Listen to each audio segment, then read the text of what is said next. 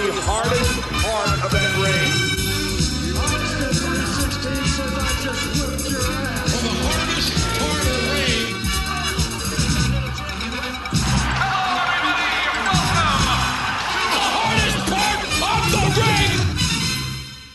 Hello and welcome to episode 145 of Hardest Part of the Ring, the podcast where four friends get together to celebrate the wonder of professional wrestling, and also the podcast that's dedicated to anyone who's ever been called stupid. My name's Adam. Sam, have you ever been called stupid? Oh God, on a weekly basis by you. Yep, I've got a separate text chat just for that. All one-way abuse. John, ever been called stupid? Nope, never happened. And Brett, I think we know the answer. What is it? Tell me. Of course not. Never. I think I have, actually. How do you feel about it? Does it make you feel bullied? No. Just flipping the question. I just think the person saying it's a dick. Have you ever called someone stupid? Definitely. Because it's not really that offensive. Yeah, but in fun. I've definitely done it, but in fun, not in like actually calling someone in a nasty way. I was going to say, because I feel like we all said it about our former boss. Yeah, I think we've also all said it about Braun, which should be unfortunate. Choo choo. Can't believe we didn't get that at WrestleMania. I feel like I actually may have even called Adam stupid for liking Braun. So probably. I feel justified. As more time goes on, I feel like I deserve it even more. Anyway, last podcast, if you missed it, probably a bit late to go and listen to that now because it was a WrestleMania preview. I mean, you could go and listen to see how our predictions went down. Just to see how accurate we were. Some of it was fairly accurate, and some of it was completely off. Yes, yeah, I think this was quite a hard WrestleMania to predict, actually. There's some weird results. Yes. Anyway, so this podcast, this is the first of a double record. This is only the second time we've done this. We're in for a long stretch tonight. We're putting the hours in for you listeners because we're going to record our review of night one and then we're going to record our review of night two. You're listening to night one on Wednesday. Night two is coming out on Thursday. Maybe you're listening to them both at the weekend. It's up to you. You can do whatever you like. And it's not stupid. It might be stupid. Don't listen to it whilst you're doing something important where you need to concentrate. Yeah, don't, please. We want 100% attention. This episode is going to be a review of WWE WrestleMania 2021/37 Night 1, or as Michael Cole would want us to call it, WrestleMania Saturday. Yeah, it's weird they didn't want to refer to it as Night 1 or Night 2, isn't it? I felt really bad. At one point, Byron Saxton was like, oh, of course, this is Night 1 of WrestleMania. And Cole comes in and is like, yes, otherwise known as WrestleMania Saturday. Far be it from Michael Cole to call someone out on getting something wrong, is what I would say. Well, exactly. Anyway, we are going to review the first night of this very special WrestleMania for lots of different reasons. And we're going to do that in just a moment. Oh! Right on the apron. The spine run right down the apron. The apron doesn't give a damn. Your body does. Can we call this podcast Wednesday? WrestleMania Wednesday pod. And then our other one will be podcast Thursday. Yeah, this is Hardest Part of the Ring Wednesday. And we're going to be talking about WrestleMania Saturday. I think we're just going to refer to it as Night 1 and Night 2 because that's what we did in the preview. And it makes sense. It's just easy. Fast forward 10 years and we'll all be referring to it as Saturday and Sunday, won't we? Probably Monday as well will be chucked in by then. Oh, God. So, Night 1 took place on Saturday, April the 10th at the Raymond James Stadium in Tampa, Florida. They did get 25,000 in. They, in fact, got 25,675. Ooh, do you reckon the extra 600 was all like guest list and comps? Maybe. Maybe. It could have been all of Randy Orton's family, who he spent £20,000 bringing to WrestleMania. Did he? Wow. $20,000, sorry. He lives in America. He uses dollars. Yeah, important. Brett, let's touch on this straight away. What did you make of having a crowd there? Oh, I mean, it definitely improves the show, as it were. Like, you know, it was great hearing Hulk get booed. Yeah, at one point. Good. So, you know, it was awesome for those bits. But like when I was looking at it, I was just like, I would not be happy there. me myself at the moment, with the way things are still, going around, I'd be like, I wouldn't be there. Oh, no way. Look at all those people. And they've all taken their masks off. I was just like having panic attacks. If Vince had phoned us up beforehand and said he'd fly us out, free tickets, free flights, would you turn it? You wouldn't. Hell no. Oh man. Maybe if Triple H called, I don't know. If Vince called, I'd be a bit worried. I'd definitely get COVID from something that he organised for me. I feel. I don't know why I trust Triple H more. I'm sure we'll talk loads more about reactions from the crowd and stuff, but at least we were getting some genuine reactions. It was I found it really hard to get used to the fact that they were real and not just played in. Yeah. I was suspicious though that they were also played out, didn't they? Yeah, when a lot of the "This is awesome" chants kicked in, it's like, this is okay. Well, I suppose "This is okay" is not a very popular chant yet. Yeah, I'm sure they didn't pipe stuff in, but just because I'm a very suspicious person, I was. I think they do actually. I reckon. I'm with you on that, John.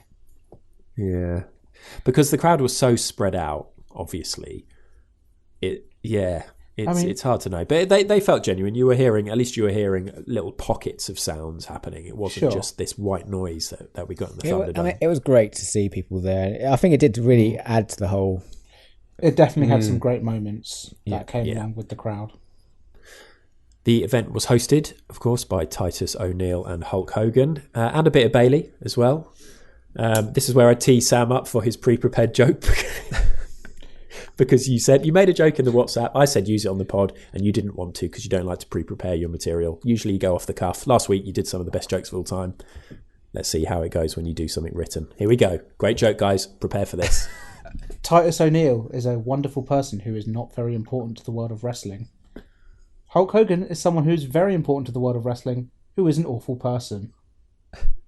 Oh, he flipped it. You see, it doesn't really work at all. Yeah, even on the WhatsApp, I thought that's a good comment. I wasn't sure if it was a joke. It was contrived at best. It's a good tweet material, I reckon. Yeah. Some listeners hear about. I used to feel like this with the Football Ramble back in the day. You'd hear that they had their little private chat, and I'd be like, I'd love to be on that chat. I'd love to hear what they were talking about. Listeners, you just got a little taste of the gold that Sam comes up with on the rakes.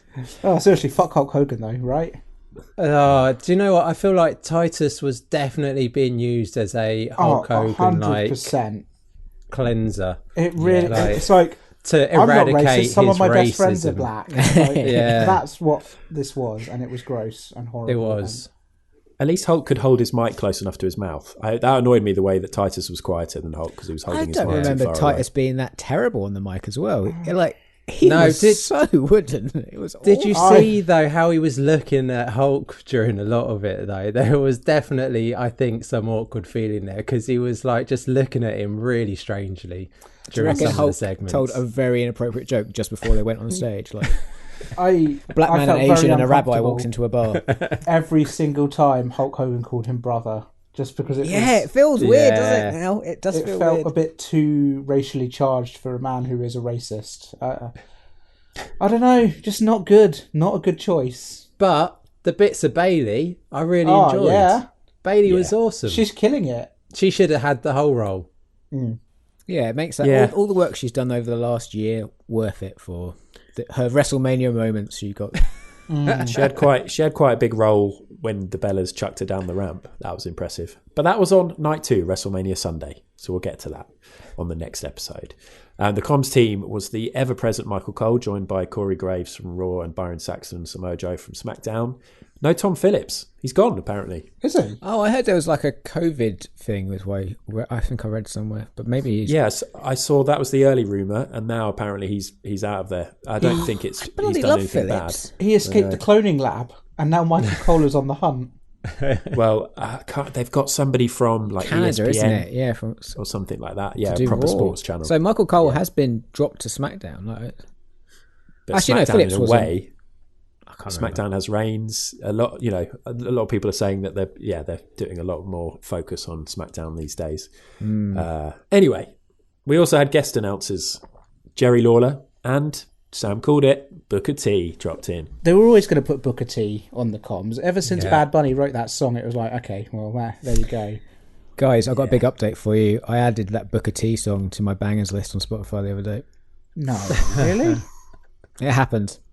So your bangers list now consists of Bump and Grind by R. Kelly, No, Booker that's T gone. by That's gone. Bad That's gone. Bunny. That's gone. John cleansed it from. He took all his R. Kelly off All a that, long time ago. Lost Profits, R. Kelly, Gary Glitter, none of it. All has to go, I'm afraid, guys. Shame, so uplifting, some of those tracks. Your bangers list Anyway. had a very different definition a while ago. Yeah. Oh God. Right. Let's talk about the show, the card. I mean, before Sam reads out the actual card, we did have Vince welcoming back the crowd, all the wrestlers lined up. Then we had Beat. It looks like Bibi, but it's pronounced BB, I believe. BB Rexha performing America the Beautiful. Quite enjoyed that, mostly just to see the wrestlers on stage feeling it. Rhea Ripley getting teary and emotional, and obviously everyone just so happy to be back. Yep, it was nice to see.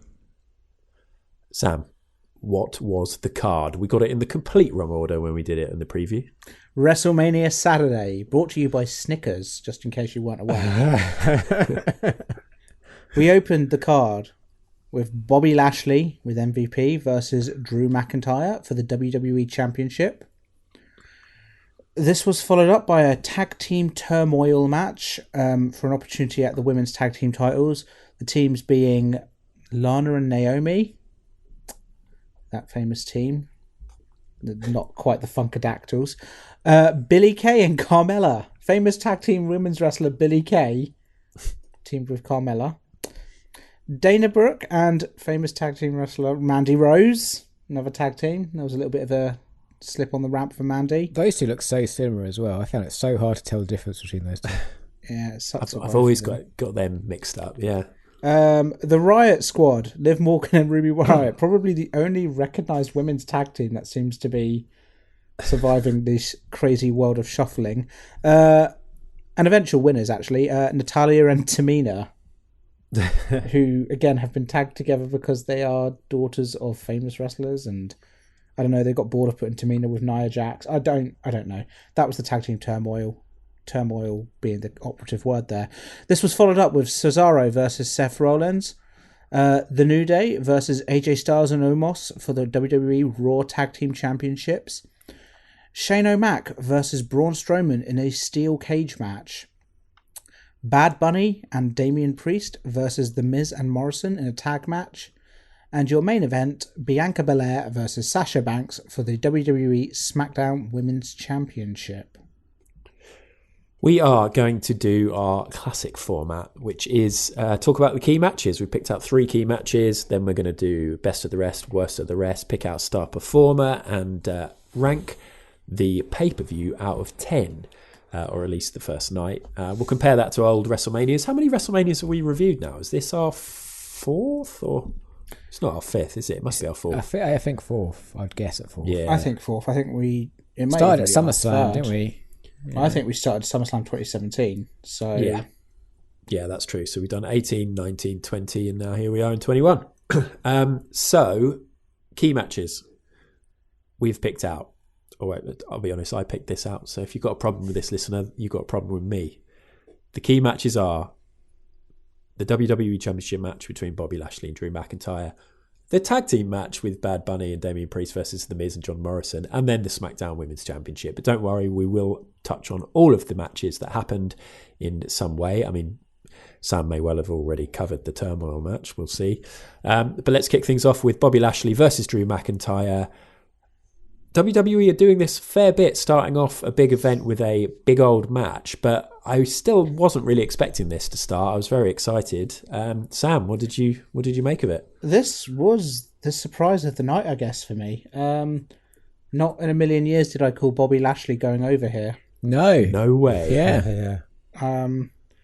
And I'm in two minds about it, if I'm completely honest. Like, part of me is thinking, you know what, they need a credible challenger for Drew, and having Lashley go over does propel him up into a credible challenger status.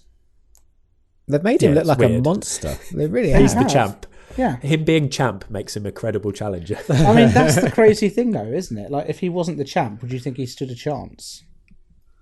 Well, no. It's just a weird situation. I would say he wasn't credible until this win. Like, it felt like he got that position just so he could lose it at WrestleMania.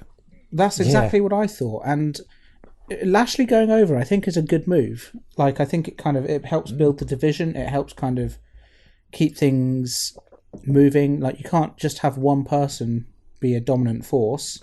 Does it make no sense that they broke up the Hurt Business? And then there is that still feels weird, which is just especially terrible. if you were going to keep the belt, on Lashley. The Hurt Business is necessary for that whole wave of what was great about it. This brings me to the big criticism I have of all of this, which is in my head, I always think WrestleMania should act as the punctuation point for a lot of the feuds that are going on, and kind of the end of stories so that new ones can begin. And this to me feels like this could have been the match at the main event of a Fastlane, or sort of another event which is smaller than WrestleMania. Having Lashley go over, especially considering they've now made Drew number one contender again on Raw, it's just a little bit, I don't know, kind of holding pattern-esque. Well, it feels like the punctuation point is now WrestleMania Backlash in 4 weeks' time. Yeah. I quite like that. I quite like the fact they've added that, because it kind of makes it feel a lot more important. It does make it feel more important, doesn't it? I mean, the thing I do like about it is that we always say it's nice to be surprised. Yeah. And all of us were totally sure, they've given it to Lashley so that Drew could get his moment because he deserves it. And he didn't, and it was a genuine shock. We started off with a genuine surprise. I mean, and it wasn't like he doesn't deserve it. I'm not sure. From the match, I felt like he did deserve it. It was a great match. It was a really good match. Lashley came out of it looking like $1 million. Yeah. And do you know, it's very easy for Michael Cole to say, "Oh, MVP distracted Drew," etc. MVP didn't really.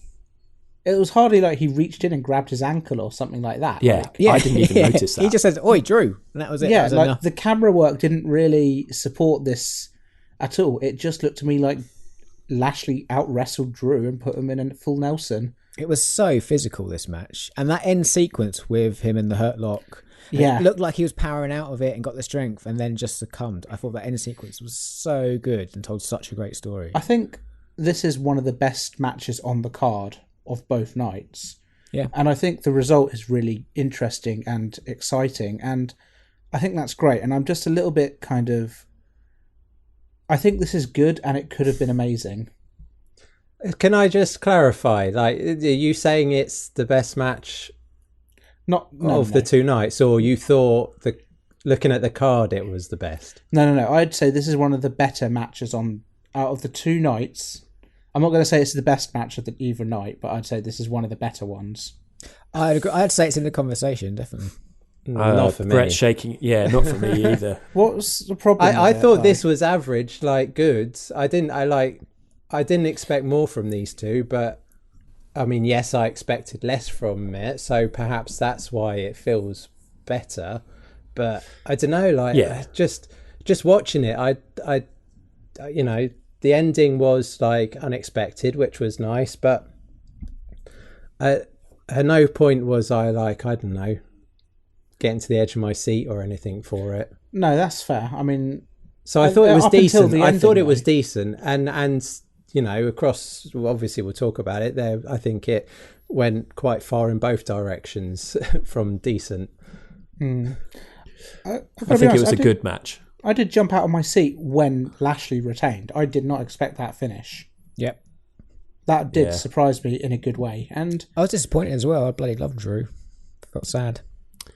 I actually found that I couldn't get into the match initially because I was distracted, I think, by the crowd. I was looking at the crowd a lot and just being, oh, there's the smiley face guy in his green t-shirt, and there's but Jesus guy isn't there. I hope he's okay. I mean, we did just have Easter, and usually that means that he should be okay after that. And I was just distracted by everything that was going on, and then I was like, oh shit, no, we're podding about this, because also we've had a few things that we've watched recently, including NXT TakeOver, where it's like, yes, I can just immerse myself and not actually have to pay attention fully and make notes. And it took me a while to get into, but yeah, I'm Team Brett with this one. It was a good match. I literally wrote good match. I'd give it like a 3.5 or something. I think by WWE standards, 3.5 is a good result. Yeah. Nothing bad about it. But they have had like absolute barnstormers as openers before in WWE. Yeah, I mean... And I think these two will have that match. I think Fair. it will come to that where they'll have that barnstormer. But yeah, They're two both big lumps as well, and, you know. And I think they got a really fast-paced match out of it. Vince would have loved it. Yeah. Vince would have loved it. Two behemoths, like you know, just clashing like that. Did you see after the match? Straight after this match, we had an advert for WWE NFTs. Yeah, I had to look what this is. I still don't know what this is. I had to look this up as well, and I think non-fungible tokens. It's all the rage in the basketball world at the moment. What they've does got a thing called fungible mean? They're basically like a blockchain, so it's like a Bitcoin. They create some. Oh, I see. So like some unique bit of data that they attach to something so that it has value as you can buy it. But also they will make like, say, I don't know, a series of like 250 of one. I don't know whether WWE are doing videos or images or what, but like, I think it's clips. Clips, yeah. And then, you know, you can buy one of however many they make. And they're doing gold, silver, and bronze. They're going to make a fucking I fortune. looked on the website; they're sold out of all of them. Really? So I'm still confused as to what these are. And then basically, like they're put through these computers to get this bit of data, so they attach that to the clip. So you essentially own that clip so that you can sell it if you want to.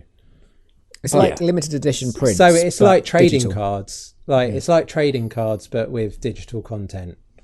But then, like, the thing with trading cards is that, like, when you're physically trading a Charizard over to someone, and the thing is, whereas like, anyone can still see and share the image or the clip, right? Like, you know, for no money. It's just you have this assigned wealth to it. It's strange, but like there's meant to be all this like I mean, some articles say that there's no environmental impact of it because it's really thingy, but other articles say stuff like Bitcoin and etc. The processes they use to create these tokens is like immensely damaging, like on its carbon footprint. So it's just it's a very sketchy area. Yeah, and if you don't understand it, Sam, judging by your face, or listener, then Google it and find out another way and do some reading because, we've got loads to talk about. And I brought it up quickly because I thought it'd be quite funny to buy a really shit one. Like James Ellsworth winning the Money in the Bank, the women's Money in the Bank. I don't think you get to choose usually though. Like it's sort of like a bit of a. I mean, some things you get to choose if you're buying an artist's thingy. Anything but like with stuff like Venus. the WWE, you get potluck, I think, and you have to join a massive queue to get a chance. Who was that wrestler that kicks Lita's baby? It would be great to get that one. Gene Snitsky. Steve, that's it. That'd be a great one to have. Perfect. There we go. We went down a bit of a rabbit hole there. But now everybody knows exactly what NFTs are. Oh, that's a great link, though, to the next match, Adam. We did. That really was a rabbit hole, John, because now we're going to talk about bunny rabbits. Yeah, that's kind of what I was going with that. Yeah, Bad Bunny. Cool. Did I do a good job? He was in this WrestleMania night one. Oh, okay. Which day's that? Saturday. Perfect. The next key match, and you might think, why the hell is this a key match? But I think everybody on this podcast and everybody listening will have to admit that they were quite surprised by this match. Damien Priest and Bad Bunny versus The Miz and John Morrison. Sorry, John is going to kick off on this, but Damien Priest, oh my God, how camp was his entrance? He looked like he could have been in Right Said Fred. As in, like what he was wearing with the chains and the purple, and then he was sassing it as he came into the ring. I feel that's standard Priest up at all. Yeah, that he did look like Police Academy Blue Oyster Club. Wait, hold on. Did you say that was standard for Priest or that standard for a priest? I mean, both work. Okay, fine. John, what did you think of this match? Yeah, so I was absolutely dreading this match beforehand because I hate these celebrity matches. But I had a bloody good time with this match. The entrances were very long, but I enjoyed it. I loved the big old truck with Bad Bunny on top. And even that Miz and Morrison song is starting to get over with me. I'm starting to enjoy it. Couldn't even hear the Miz and Morrison song. No. There's not a good song, but maybe it's because I've only heard it once. It might need a couple of listens to become the earworm. But Bad Bunny himself was really good. Like, he's thrown himself all over the ring. He did that bloody destroyer. Come on, my new favourite wrestler. Amazing. He was fucking amazing. I think this match was a huge testament to the performance center and the training that WWE can now give to people coming into wrestling with no training. Well, he's a big wrestling fan and has been his whole life. So yeah, but like, I'm a big wrestling him. fan, but I don't know how to take a chokeslam through a table or anything. I expect they offer all of the celebrities, like, yeah, sure, come and do as much training as you like or whatever. And I know, is it Stephen Amell who did a good job and took it seriously. And obviously we've had what's his name in NXT fairly recently. Kathy, there was like a good. I think, say, like the first half of this match, like me and Lucy were sat watching it and going, oh yeah, and like he was doing a lot of the stuff you get taught early days, and we were like, really? we learned that, and it was like, oh yeah, no, but he's doing a good job with it, like, because obviously sometimes they don't even do a good job with the early bits, and then then like you say, he starts throwing in a destroyer and he did something else, and I was just like, okay, yeah, he's put in quite a bit of work here. It was really, really impressive, and it's great for Bad Bunny, and I think it's a great advert for how good the Performance Center is doing with the celebrities that they're bringing in for wrestling. I think it also shows how good The Miz and John Morrison are. Yeah. Like, they made him look like a fucking $1 million. Like, they did a lot of the work in some of that stuff. Especially that destroyer. Morrison did everything. And then the Miz's reaction to that, it was like, holy fuck, you just did that. And that's what I was feeling when I was watching it. I loved it. John Morrison has a better spinneroonie than Booker T. Yeah. Well, Booker T wasn't happy about that. He did not sound happy. I don't even remember Damian Priest in this match the whole way through. Was Damian Priest there? Yeah, I thought he was going to get the hot tag and clear out, and then tag Bunny in, and he'd get the pin, and that was it. But he was barely in it. Bunny did everything. Yeah. He also got battered. He also took some fucking stiff shots, and he was taking a pummeling in some of the early stages. But I just love the fact that, again, it was really surprising. It started as, oh, great, here we go. Yeah. I've got to sort of admit that I had absolutely no idea how popular Bad Bunny was. Like, we all admitted that we have no idea. Well, I had no idea who he was. No, you're right. Like, until 8.3 billion streams on Spotify. And I guess because we're probably close to that, though, right, guys? He's a Spanish-speaking. He does, Latino artist. A lot of that doesn't get over here or become popular over here. So that's my excuse for not knowing who he was. But I had no idea how big a deal it was. So I imagine his fans watching that would have been excited, and then to see him perform like that, what a moment! What a WrestleMania moment! It was I really enjoyed it.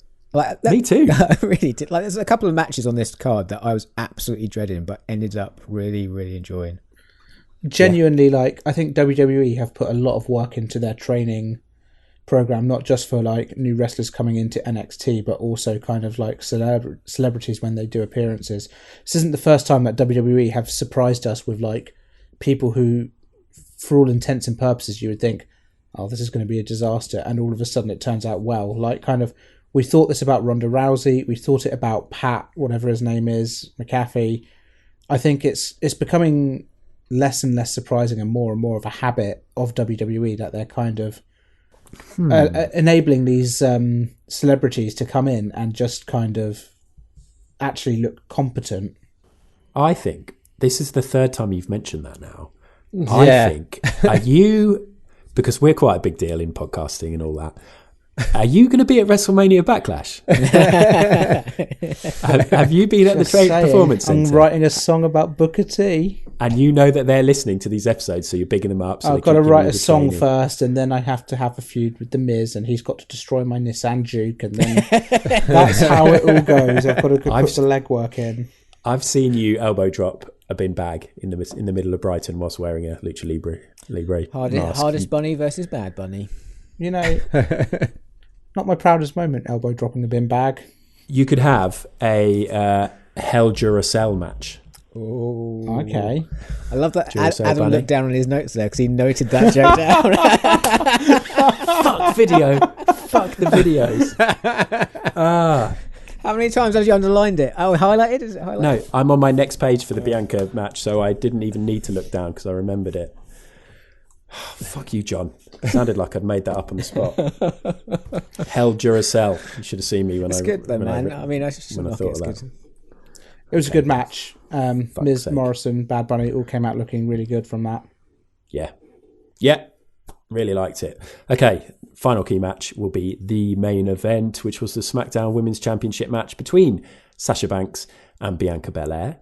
And Brett, would you like to kick off on this? So this for me was definitely the match of WrestleMania. From the bit at the beginning where even before anything had kicked off, Bianca Belair was tearing up. Yeah, and Sasha incredible. was like sort of trying to look composed and like ready for a fight, but you could see she was like, they were smiling at each other, weren't they? It was that was an awesome moment. And then they just went on to put on a hell of a match. Like Sasha Banks, like I always think she's really good, but like she is definitely one of the best, isn't she? But I think she's the best in the world. Like, doesn't matter. Yeah, sex does not matter. She's the best in the world at the moment. Yeah, she's killing it. Like, that is a huge John type shout. Yeah, I'm not sure. Going, guys. I know. I was like, that's a big shout. Oh, it doesn't matter what sex. That's an even bigger shout. Honestly, I can't think of a better wrestler, male or female. Yeah, well, no, and like, looking at the main women matches, like they just totally like outshone the men. I mean, this was the best match over both nights, in my opinion. Yeah, without a doubt. It had great build. It had like, great moments. I mean, like Bianca Belair, like, gorilla press and then walking up the steps. Like, that was insane. It was just insane. To do that from the suicide dive, like to catch the suicide dive and then roll over and then lift her. I was going to say, like, amazing. These two have unbelievable chemistry in the ring. This reminds me of like John Cena and AJ Styles in the ring, where it's just like both of them are pushing each other to be even better than they already were. And the match itself was just perfection. And just with the crowd and the emotion around it, like, I think this is... When people look back at WrestleMania 37, they will look back at the Bianca Belair versus Sasha Banks match. This got the legitimate "this is awesome" chance. Yeah. Just the way Sasha was using Belair's hair as like an offensive weapon against her was incredible. Constantly. Oh, and then the whip. At the end, that crack. Whip. And then did you see the welt at the end? I love that spot anyway, but that was the best version of that spot I've ever seen or heard. I thought she had stopped using it because I hadn't seen it for a long time. I can't remember seeing it for ages. Oh my god, she had just been storing the energy up in her hair to unleash it. Like that was absolutely. Like a bullwhip. That was like amazing. Yeah. Did you hear? Apparently, like thousands of people left before this match. Really? To beat the traffic. Oh, because it was delayed. And in fact, we haven't even talked about that. We need to talk about that at some point. So let's try and remember. We'll put that in best of the rest or something. But yeah, you liked it. Yeah, I loved it. And I think Bianca winning was just, it was perfect. But I hope, like Sam said, these two have great chemistry and they need like at least a trilogy of this. Oh my god. Even if they save it for like SummerSlam and the Rumble, save it for the big pay-per-views, but they need the trilogy. It's the thing is, it's so perfect because Bianca Belair is, for all intents and purposes, probably the best wrestler, regardless of sex, regardless of whoever. What the hell? You're stepping all over here. That's Sasha Banks. Yeah. Bianca Belair is an incredible athlete who has not been to the top of the mountain at NXT, and so still hadn't had that moment of winning a huge title. And so for her to win it here was just, it felt really special. It was really good to watch. And this is the first time I've got proper goosebumps from wrestling for over a year. I think I've had a few moments. I think there was one when the fans were singing Jericho's theme at Daly's Place, but literally it just doesn't happen.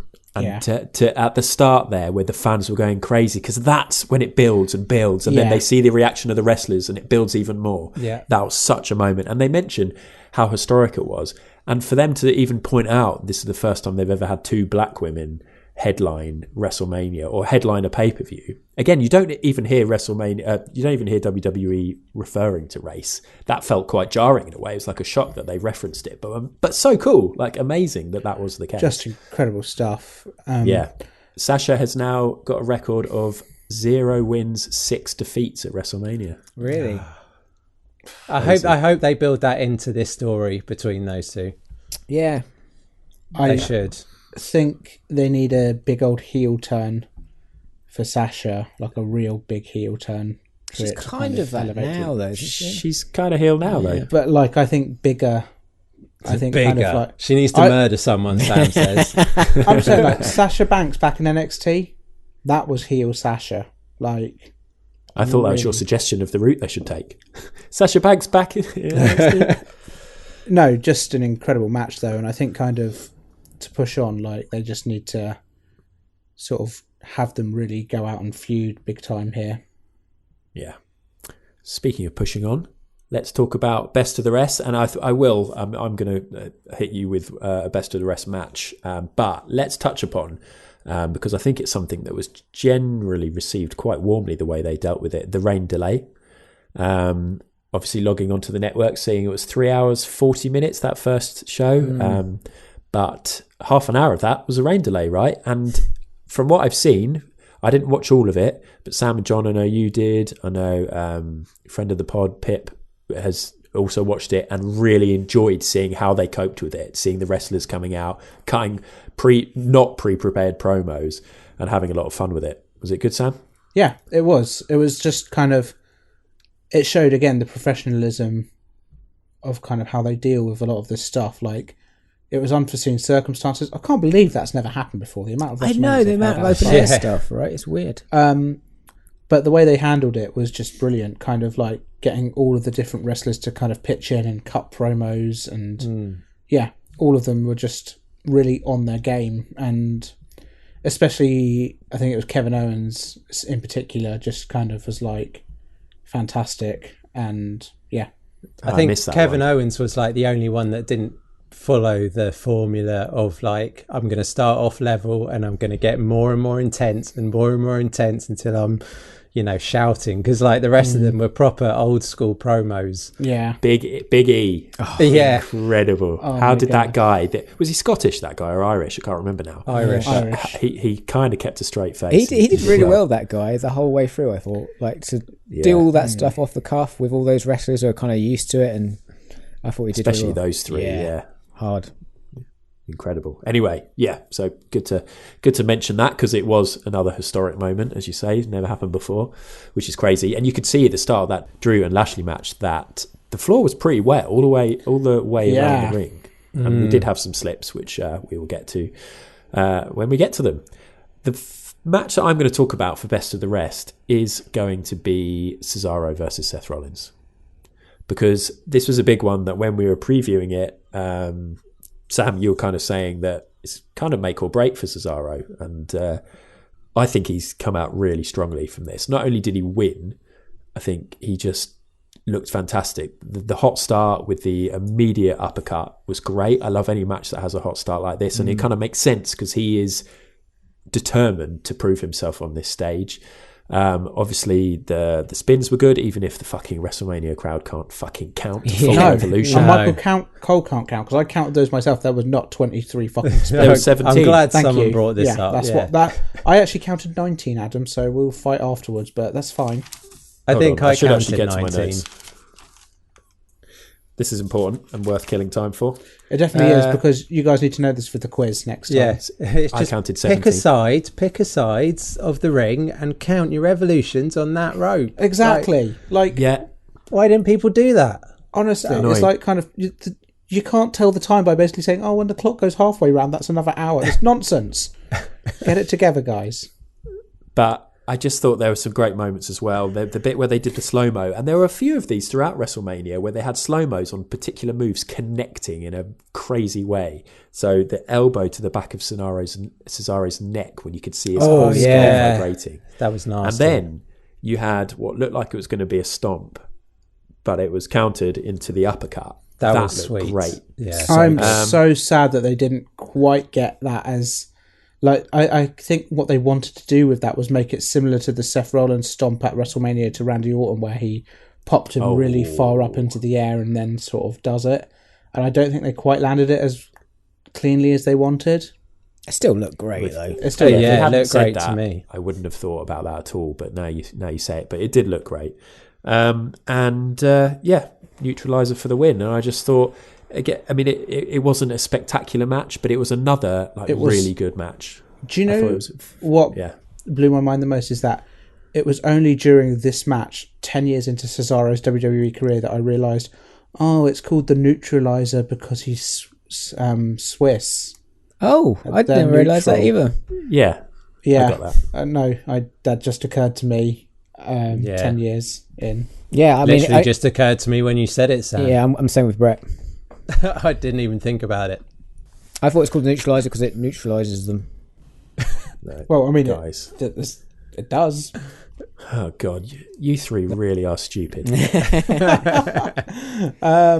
This was for all the people that got bullied. Can we just say that Cesaro's UFO spin? Oh my God, he can't be doing that. That is so bad for your neck. I can't believe it. Forgot to say that. We'll be trying that one out, Sam, when we go for SummerSlam. Who's going on whose shoulders? Good question. We'll do both. We'll do both. Rotate.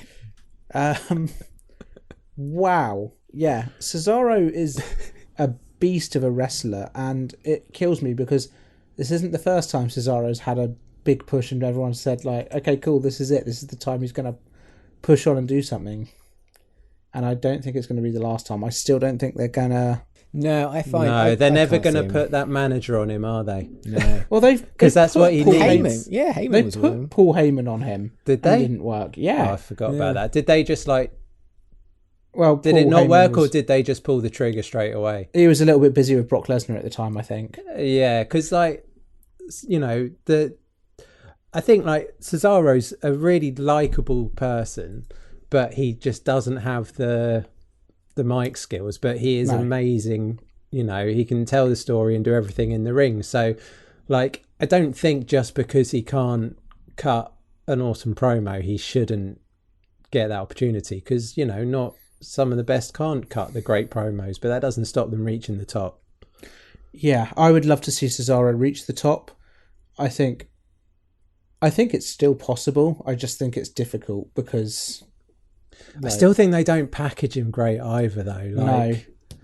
It's always really quite bland, even his packaging or his, even when he was wearing the bloody tux or whatnot, it's just when he rips none it of off, it's cool. None of it's cool, makes you think, yeah, that dude's cool. It's just any wrestler in a suit doesn't work. How come it's cool when Naito does it, but when Cesaro does it, it's not cool? But Naito's suit doesn't look cool on him either. Oh, it's come giant. On, it totally does. That big white suit that's massive. Yeah, I just think the thing with Cesaro is they've tried to package him so many different ways, and I don't know, it just hasn't ever worked. And I want it to work, but I just don't believe it will. Hopefully I'm wrong. I've been wrong before. I said Drew McIntyre was definitely going to win at WrestleMania and he didn't, so there we go. Before we move on, I know Cesaro was great in this, but I just want to say that Seth was also brilliant in this. I go very hot and cold with Seth, but he was so good in this match. Oh man, this was the Seth freaking Rollins, wasn't it? I enjoyed the corkscrew splash. Yeah. Yes, that was a nice I've little never twist. seen that before. I've never seen that before. I really liked him pulling out the pedigree again. Yeah. I actually missed that. Cool. Well, let's move on then to other bests of the rests. So this could be matches or just moments. I don't think there's any other matches that we're necessarily going to say blew our mind, but there might be some moments within them that did. John, got anything? I can't believe I'm going to say this. Oh, you loved it. Shane O'Mac versus Braun. I really enjoyed. Yes. Really? I didn't enjoy all of it. Did. But it had some great moments, I thought. The bit where Braun pulled him through the bloody cage was that looked cool. incredible. That really moment cool. looked cool. Yeah, that angle the camera shot with his eyes just trained solely on him and stuff. That was a great visual. Yeah. And moment. But I didn't gel with any of this match. Shane took off the top of that cage into the ring. insane, but the thing Shane will do for his dad's approval. And then to take a power slam directly after that, he must feel like absolute shit. Like, it wasn't an amazing match, but it's just I was really dreading this match. I thought it was going to be an absolute car crash, but it was quite enjoyable. Not that I expected Braun to challenge him in like maths or anything, but like, is it really setting the example? Exactly like this. If someone calls you stupid, you beat the shit out of them. So If it works, it works. a cage match has such opportunity for you to outsmart your opponent.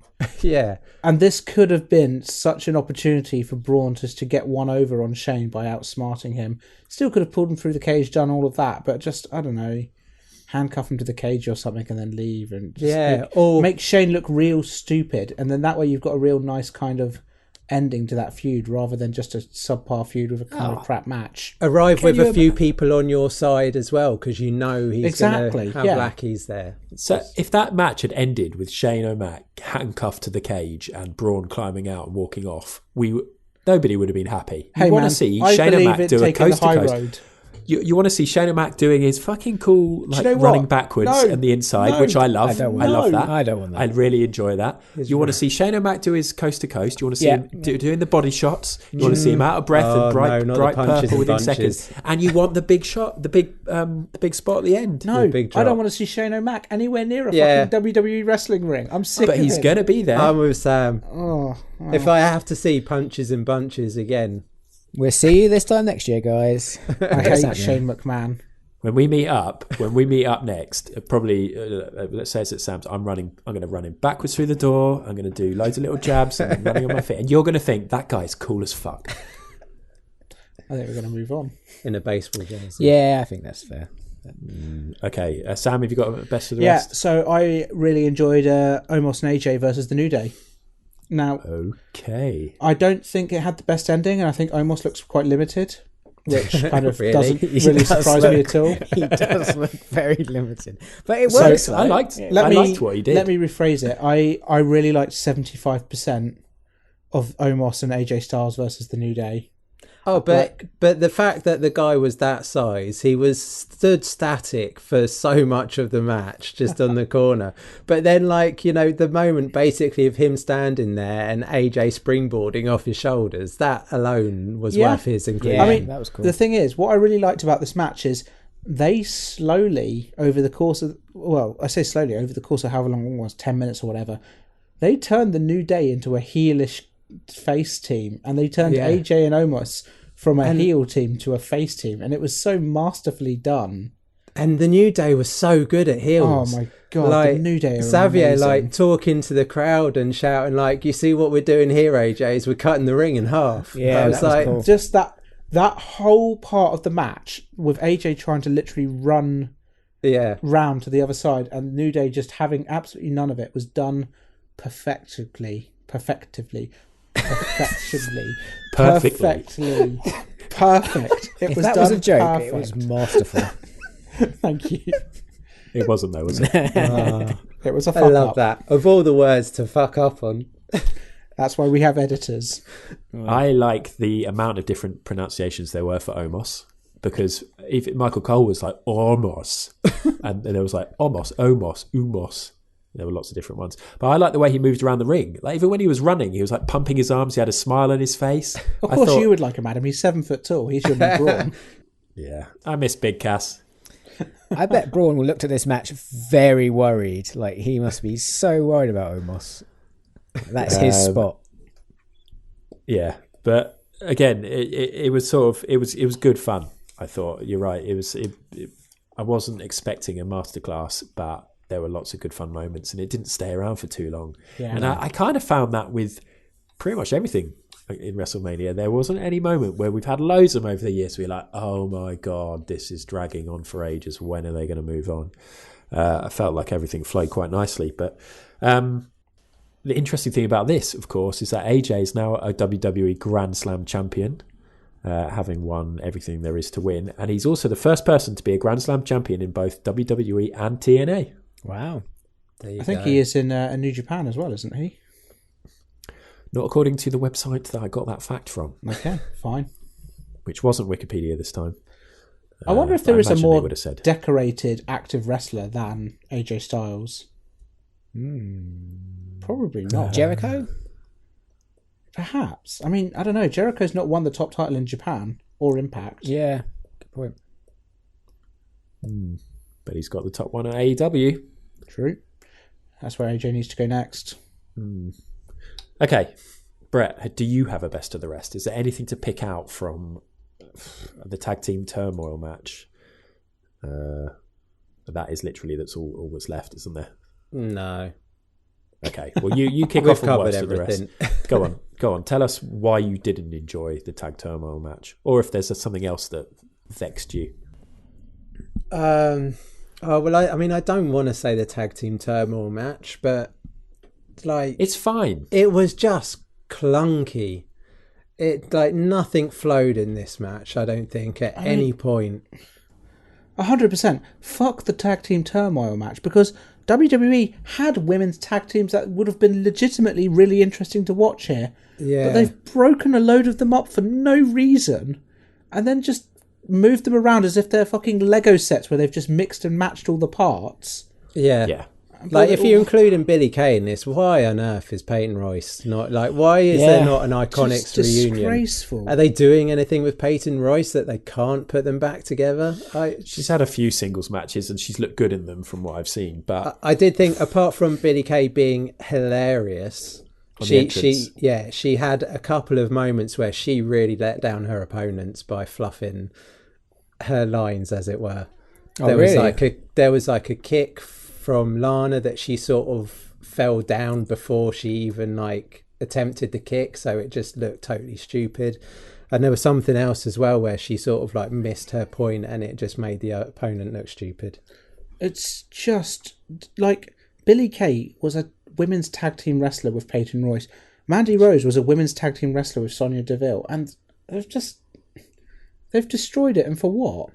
Yeah, they're surprisingly the only team that came out with any credit for me was the tag team, was the Riot Squad. Yeah, they actually had some innovative moves. Yeah. They look good. Yeah. They look like a tag team, and it just you're right. Like we've talked about it many times on this podcast. The amount of times you get these singles of wrestlers that are put together and they don't even make an effort to get music or even look like a tag team. Okay, they had some themed outfits in this, and some of the individuals sort of looked from a distance like they might be a team, but it was pretty crappy. It was a pretty crappy match, and you can't really blame them for it because nobody cared. Nobody's invested. Nobody's that excited about them getting to a title match the next night. It felt very thrown together as well. I think that's why it probably was so clunky. I think it was like last minute, chuck people together. This is what you're going to do. Awful. Do you know one thing I did think during this though? Tamina, if she needs a new little like tagline, she come out when she's doing a promo, and she goes, "I'm gonna win because I'm Tamina, and mean is my middle syllable." Did you write that one down as well? I think you did. Yeah.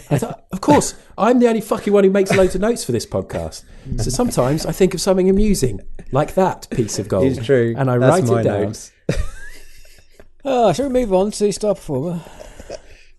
I'm Tamina, and mean is my middle syllable. Quite good, though. You're actually laughing. You're actually laughing at the joke and not at me. I know that. Star Performer. Is where we pick out the person who we think was the VIP, MVP, best performer, star performer of the event. Somebody who we loved watching, maybe surprised us with their performance or just came through like we always knew they would.